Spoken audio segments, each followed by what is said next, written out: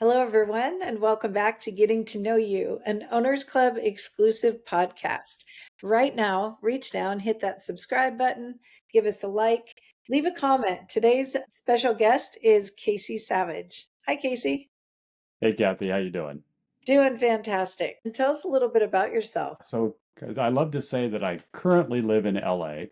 I've got nothing against California. I love California. I've been here my whole life. I'm actually originally from Reno, Nevada, but we moved over to California when I was about 6. So, my wife Terry and I grew up in the same town. That's where we met. That's where we got married 36 years ago. And now we have two adults. I don't call them kids anymore because they're old. and so, and I've got two awesome grandsons. I should say we've got two awesome grandsons. And that's the reason we're in Southern California. They're in Huntington Beach and we wanted to be close. And so this is where we landed. Yeah, absolutely. I'm also from Southern California, so very familiar with the area that you live. Yeah, we're in actually Canoga Park. Oh, It was the weirdest thing moving here that you say you live in Canoga Park, but it's not really a city. It's just a designation for an area. But it's still LAPD, LA Sanitation, LA Services, and the park that we're at because we run so we can move to Southern California, coming out of retirement and getting back into investing. What crazy person now moves to LA? It's just too darn expensive. yeah. And so, being my niche and my love of RV parks and also mobile home parks, I landed a really nice position running a large senior mobile home park for a rather large property management company. So, it's been a big plus for us. We're living in LA. I didn't go buy $1.5 million fixer upper like everybody else. We are blessed to be able to be here. Was that the start of your real estate journey? Was the property management for the mobile home park? Our journey started a long time ago. Like I said, we're old. I've been a general contractor for now over 30 years. Terry, a real estate broker. I don't see how it's possible that these numbers, when she says them, because I think she was 19 when we got married, and it's impossible that she's been doing this that long. But she's been a broker 40 years. And way back before the big fund market crash in 2008, we were flipping dozens of properties. She'd find them. She'd say how they'd get fixed. I'd fix them. We'd sell them and we'd move on, rinse and repeat, just keep moving on. I always tell everybody in the grand scheme of things, when it comes down to somebody sees one of our homes and it's all beautiful and they tell me I did a great job, I'm just the bullet. Terry is the gun. She's the aim, the focus. She pulls the trigger, and then that's what happens me. I take care of it for her, but she is all the design, all the focus and all that. When I was younger and didn't have all this gray hair, I used to joke that I'm just her arm candy. We did flips up until the market crashed, and then it crashed. And we did okay. We had two kids in college at that point, so we're running three households. We had some thinking, some pivot to do. And what it was for us is Terry instantly pivoted. She wasn't going to go work for the banks and kick people out of their houses and do the foreclosure thing. She shifted and did short sales. She became the queen of short sales in the Central Valley, did hundreds of them. Actually was helping the bank and the servicing companies figure out the proper paperwork at that time to make the processes easier. So she was instrumental in that. And simply what I did as a general contractor, I went to help her in her office.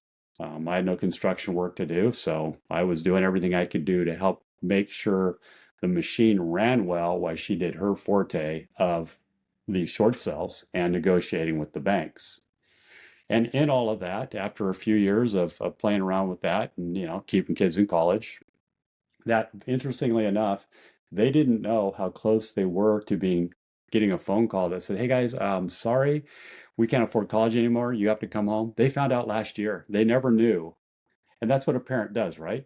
You don't bother kids with these adult things. You go be a kid. We have this commitment to keep them in college.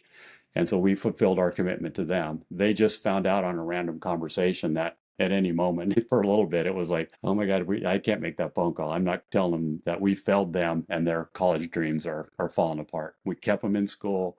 Now they're productive members of society, and we're so blessed to have these adults that we call our children also. So, in all of that, the fun thing was this opportunity at getting an RV park fell in our laps. And we were at a point where her short sales had been slowing down, but she's still doing, at least 5 to 10 files a month. and finishing up a bunch. It's kind of the end of the whole short sale thing, and we're looking to what we're going to do next. Like I said, the RV park fell in our laps. We were actually at that time looking at retiring, and we decided to take a peek at it. She was saying no. All the way up there, she was saying no, and I was saying, let's just know what we're saying no to. And by the end of investigating it, for about 45 minutes, we're on our way out of the park, hitting the highway, and she says 4 words that in every time we bought a property, when she says these 4 words, it means we're going to have to do this because it's a great idea. She said, that place needs us. And whenever she says that place needs us, then it's okay, how we're going to figure out how to do this. And we made it work. We bought it no money down. And we had just gone to a seminar a month or two earlier from a gentleman that he still does this. He's great in the commercial sphere of training, Scott Shield. He has great content, very generous guy. He taught us about how to do zero down commercial. And damned if we didn't buy the thing with no money out of our pocket. Ended up finding a little bump as we were in the transaction where the seller had misrepresented something. Terry found it, proved it out. I called him up. He came up the hill to the park because we were running at that point. We did a master lease agreement. A lot of people don't like master lease, but in this case, it was super smart because we really weren't sure of this operation of this business. And with the master lease, you have an easier out. You're committed, you're running it. But if it ends up being a mess and you want out, you can get out a lot easier without being on the line for, a couple $1 million. So he comes up the hill and I explained the problem to him, and he legitimately said these words. It's almost unbelievable. It came out of somebody's mouth. After I called him out and told him, dude, this doesn't make sense. This is what was represented when we're, working this out. He just looks at me and goes, oh man, I'm sorry. I gave you the wrong set of books. Yeah, right? Yeah. And he's like, well, what do we need to do? Terry and I had already talked about this, which means mostly Terry had already run the numbers, what this was costing us, and it was $50,000. And so I told him, hey, we are short $50,000 that we planned on having to make it through the first part of the season. So we're going to need you to credit us $50,000 at close. And his heart didn't beat a half a beat. He didn't take a breath. His hand just reached out and shook mine. He said, okay, let's do that. Send me the paperwork. So we got it. No money down and already got $50,000 to close. That's Yeah, crazy. So did that master lease then convert to an actual deed of the property?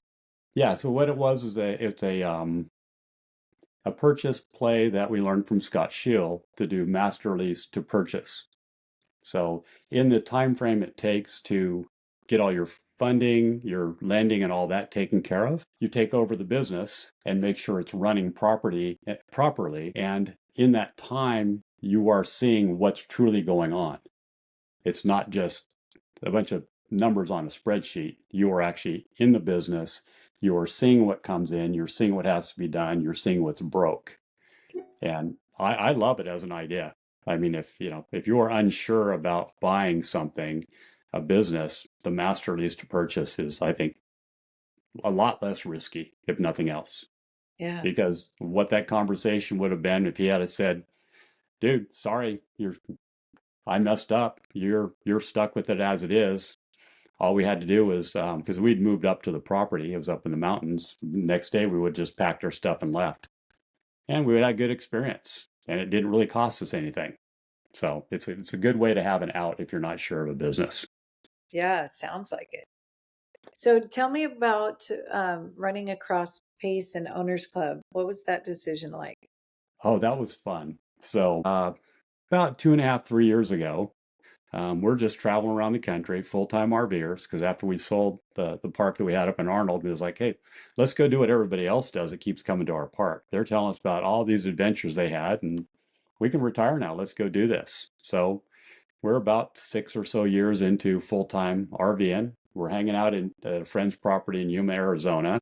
We got a grandbaby was on the way. My son and Terry Andrew and Terry are talking, and Andrew asked Terry, "Hey, Mom, how do you create generational wealth?" I was like, "We all know the answer to that. It's always real estate, real estate, real estate, real estate." And so she gets off the phone and she says, "But Andrew just asked me a question," and she told me what it was. And she goes, "We're gonna have to get back into real estate." So that's why we got back in. So we were looking for a vehicle, a person to learn what we already knew, but it ended up being, what we did was a long time ago in the reality of things, a lot of new stuff's going on. So we're looking for this person that we can trust to train us on what's happening now. And so one night she's going to bed, she hands me her iPad and said, "Hey, I found this guy on Facebook or whatever it was, some guy named Pace Morby." And she goes, "Check him out." And I'm like, okay, whatever. So I'm checking them out. I'm researching. I'm looking for people that said good and bad about it. I really can't find a lot of bad about it. And any bad I find is basically somebody that you can tell from their writing is an idiot. And I'm like, well, okay, cool. And I don't know what programs he has. I just happen to find Gator. And so we're flipping. I'm flipping through this thing. I'm finding, well, hey, wait, I can sign up for Gator, and it was like a couple grand. It's like a nothing thing. So, okay, hit the sign up button, put in the credit card, do the thing. Next morning, Terry gets up. She goes, "What'd you think about him?" I said, looks pretty cool to me. I signed up." She's like, "Did you sign me up?"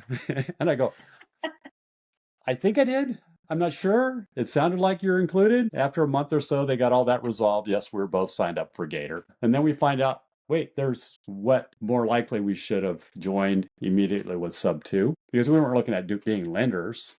We were looking at doing real estate.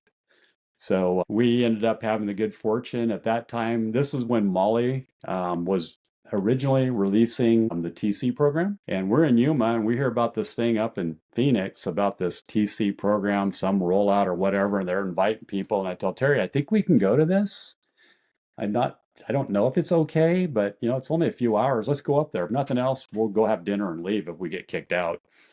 And we go in and we sit down and we're hearing about this whole thing. And the funniest thing was because I don't really know much about Pace and who Laura is and all that.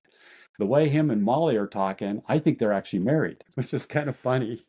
Um, I learned later that no, Laura, not Molly, but they're having fun with each other like an old married couple. They And banter. They banter well. oh yeah, the banter was like Terry and I, right? And the neat thing though was Pace saw us sitting second row and started talking directly to us. I was like, why is he paying attention to us? We're just some knuckleheads that just kind of like crashed this party. Come to find out later, and it was a simple thing now. Pace knows everybody by name, and he knows what you do. That's his superpower. He knows what you do. And he knew everybody else that was there. He didn't know us. And so he had to pay attention to us because he wanted to find out who we were. Who's these new people in my community? Haven't regretted a moment. We went to Squad Up. We joined Owners Club, joined Sub 2, and just it's been a blessing. We found the exact community we've always been looking for. So I don't want this to be an ad for the community, but Terry and I have been involved in other real estate communities over the years. Nobody else is like this. Everybody else is, this is my stuff. I don't want you to steal it. And in this community, it is, hey, I've got this stuff. Do you need some? Can I help you with this? When I was when we were at Owners Club this weekend, I'm talking to a dozen people that are doing exactly what I am, and we're helping each other. I found this, you found that, do this, found this tweak, check out this company. We don't want this deal. Do you want it? All of that goes on. It's a phenomenal community, so generous. This is a very abundant community because Pace is abundant and he shares and the go-giver spirit and this whole holding back and you can't have mine, you can't see my secret. That's can go anywhere. That actually ends up in bankruptcy or just totally gone eventually. Those other communities that we're involved with are not around anymore. The one that still is floating around that actually is the closest to what we do in our community is Fortune Builders. Right. So your business model today, you mentioned mobile home parks and RV parks. How many do you guys currently own? We have none. Tell Yeah, me about that. dude. And so it's funny when I decided when we went to the first Owners Club retreat. I'm picking my Mount Everest. And parks have been something I've always loved. As we've traveled, we had helped other parks with their operations, their marketing, helped straighten out a few that went from they were proposing that they're going to lose $100,000 next year coming out of COVID to making them make $250,000, or in that first year just covering all their costs. To back before that, during COVID, we had got associated with a membership system called Thousand Trails. They, for some reason, liked me. I don't know. Bad choice, bad judgment, I'll always say. They wanted us to go up to the Northeast, to Hershey, Pennsylvania, and run the Northeast territory during COVID because everybody's thinking we're going to open up soon. We went up there, trained a bunch of sales teams, and then COVID just kept getting worse. And we're like, we're out. Yeah, just not, we're away from our family. And if I'm going to die of COVID, I at least want to be close to my family, because that was that beginning part where zombies were in New York, zombies were in New Jersey. And guess what? All those zombies were coming to Hershey, Pennsylvania. so, so we bugged out. Blame you there. So But you yeah, don't, do you just manage them? You don't acquire them, you manage them? well, I am acquiring. Now, this is the thing because, and I had to do a little look into myself because I've got this kind of white stuff in my hair. And we got a little bit beat up in 2008. I am more risk adverse than I would have been when I was younger. So parks that I look at, I have a buy box and a financial model that I want to be comfortable with. And so we go through a lot of parks. And this is the thing with a lot of people looking at getting into parks. And Pace and I have had this conversation. 2 years ago, you're going to go through at least 50 parks and maybe find one that's worth writing a letter of intent on. It's gone up to about 100 now. And then for those that might be worth writing a letter of intent on, for me, a lot of those are still a little bit too thin, so it's not worth it. Uh, we've refined our buy box down to um, certain parameters that we know, and when we close on it, we'll be good. Is your buy box on your link? Yeah, buy box access is on there. It's also on my website, savageonparks.com. It's the first thing that pops up is my buy box. And then also one of the things that, as Pace and I did my first one-on-one with him in Owners Club, we were talking about my love of teaching. I did adult, I have to say this right, it's private post-secondary, what some people call adult education, but some people call adult education is also sex education. No, not that. But I taught private post-secondary. I taught carpentry, and it's always been a passion of mine. And so seeing the need for people that are wanting to get into parks, not really knowing what they're getting into, I do a weekly Zoom for Owners Club to help people understand the industry. And I've had the good fortune to work with a lot of people that have got their first park.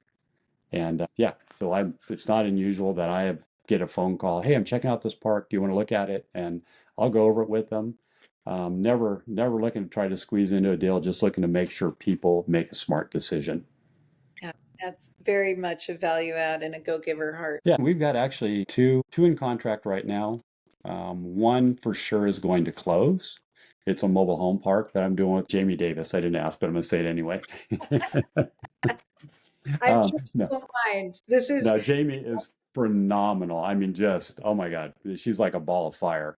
And yeah, we're doing a mobile home park, seller finance. It's a good play. I like it for the long term and super excited about that. But we're also looking at 3 different parks in Texas. One's a big fancy park. The other two are kind of fun little parks. I put out letter of intent, probably just maybe one a week or one every other week. And the reason behind that is I will not write a letter of intent unless I'm sure I will perform on closing a park. I don't like this shotgun approach. Now that works with the folks that do single family and LI blaster, that thing, because it's not, you're just looking for a response from an agent to say, yeah, we might like to do that. Well, when you're dealing with parks, you're dealing with a lot of mom and pops. This is their heart and soul. This is their income. This is their life. And that shotgun approach, getting their hopes up that they finally got their park sold, and then you actually tie it up for weeks, maybe months, to say, never mind. I didn't like your financials. That's so horrible to do. Yeah. So I won't put out a letter of intent unless we have fully reviewed it, we have a full plan of action, and we believe that this will close. Now, there's been ones that we've got into financing, and the banks are just saying there's no way. There's just no way. And it's a bank thing, it's not us. Yeah. That's why mainly we're now pushing for seller finance. Seller finance deals, they're fastest for the seller. They allow us to mitigate the debt service. And a lot of times, when you understand what the seller is going through, you can bring them their bunnies and help them achieve what they're needing without creating a huge tax consequence. And Yeah. that's that big thing that people don't realize that I found out when we sold our park in Arnold. You sell something for about $1 million, you write a big check to the IRS. That Ouch. hurts, man. That hurts big time. Yeah, I seriously wish somebody had just given us a couple $100,000, maybe 300. It would have put us on the road, paid for a truck, paid for our RV, and we'd have expenses to get started. And then every month we get this check for, two, three, four, $5,000, maybe six, maybe $10,000, whatever it ends up. And I don't have to do anything other than look at my phone when it goes bleep. Check got deposited. Thank you. Yeah. And so That is this is a conversation I have with a lot of sellers when I'm trying to get them to understand, being the bank. People that are my age and older, they understand the retirement pension thing where you get your gold watch and then you get your pension. So we basically call it the gold watch and the pension plan. And the gold watch is that money I'm going to give you at close, and the pension is that thing you're going to get for 20, 25, 30 years, whatever it works out. And that money is kind of cool to have. It's against an asset. There's all sorts of fun you can do with that. Put it in a trust, set it up for the kids, whatever. There's financial advantages that you can take care of by talking to the proper CPA. And yeah, really works out good for them. absolutely. So you have two problems in your business right now that you need a solution for. Oh, the biggest problem that we're seeing is I need other people to join my vision to be a part of this team that we're creating. I need people with these superpowers that they don't even realize they have yet. And the big ones are basically transaction coordination. I have somebody that I think they're going to come on board. But still like TC, somebody to be just the operations person, because I'm a visionary, and somebody to help us with our social media. I need those big clues on things. I've got a great partner attorney that I just love, Jamie Davis. I mean, she's just phenomenal. And so we're just looking for those little key pieces of people that want to get on board with our vision of our goal still is 1,500 spaces by 2030. And that's because I'll be 70. I should be able to retire at 70. I won't quit though. But it's just that thing. Simply as this, it's a startup. It's one of these situations where nobody gets paid unless everybody gets paid. Yeah. So because Fabulous. we're all putting in the effort for this goal to be big for everybody in the future. Yeah. That's great. Awesome. Well, thank you so much for your time today. It was so interesting to learn about your history and your current workings. We've been in Owners Club together for a year and a half, and I Yep. think this is the most FaceTime we've had. So I really Right? appreciate. Yeah. Yeah. I mean, there's 500 of us. You wouldn't think that's a lot until you try to talk to each and every person. Thank you so much for tuning in. If you can problem solve for Casey and bring him a social media person, if that's you, or an operations person, that's what he needs right now, currently, and is seeking. So if you want to reach out to him, I will have in the show notes his Blink link and as well as his website. So thank you so much for tuning in. Thank you for being here, Casey. I really appreciate you. It was a pleasure. Thank you so much for allowing me to be on your podcast.